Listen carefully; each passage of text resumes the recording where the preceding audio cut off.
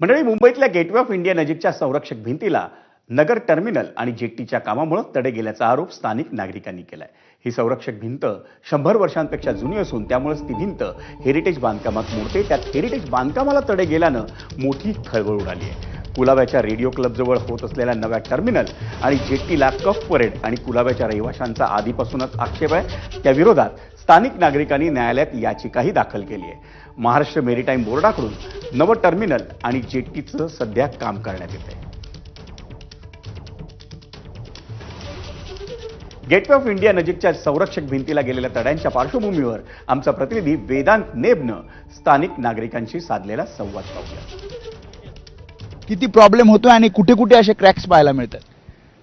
ये देखिए, ये अभी ये जो जेटी का कॉन्सेप्ट किया है उसको हमने पहले से ओपोज इसके लिए किया है कि ये एक हेरिटेज वॉल है, हेरिटेज प्रिसिंक्ट है. यहाँ पे इतना 100 साल के ऊपर का ये वॉल है और हम लोग ने एंटिसिपेट किया था कि आप अगर पाइलिंग करेंगे इधर ये रॉक बेड के अंदर तो नीचे से फाउंडेशन की वजह से प्रॉब्लम होने वाला है. पूरा वॉल क्रैक हो गया है. ये पहले नहीं था, 110 साल से नहीं था. अभी आज ये कल का दो पाइल का पाउंडिंग करने से इतना हुआ है. आप सोचिए, ये पूरा इधर जेट्टी रॉक के ऊपर अगर बनाते हैं 136 पाइल्स विल गो. तुम्ही म्हणता की स्ट्रक्चरल ऑडिट झालं पाहिजे या सगळ्याचं? आता ते झालंय, पण आम्हाला काय माहित नाही आहे. स्ट्रक्चरल ऑडिटचा रिपोर्ट कोणाला भेटला नाही अजून, गव्हर्नमेंटने आउट केलं नाही अजून.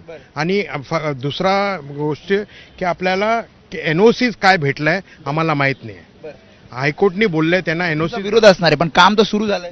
काय करायचं, हाईकोर्टचा जजमेंट है ना कि तुम्ही ह्याच्यात काम करू शकता म्हणून. किस तरह से प्रॉब्लम फेस करना पड़ रहा है आपको? Arey, this is a heritage area. It is the only place where people come to see Apollo and the Taj and the Gateway. It's a miserable sight for a jetty to come up here, and we don't need it. देखिए, अभी ये जब drilling start हो गया है, ये cracks इन्होंने देखा है. मेरा एक रिक्वेस्ट है कि इधर से किधर भी शिफ्ट कीजिए, क्योंकि ये जो है हेरिटेज साइट है. एक तो इधर बहुत सारे कंजेशन होते हैं, एम्बुलेंस भी नहीं आ पाएगा, फायर ब्रिगेड भी नहीं आ पाएगा, और ये बहुत केओटिक हो जाएगा अगर इधर जेटी बनाएंगे तो.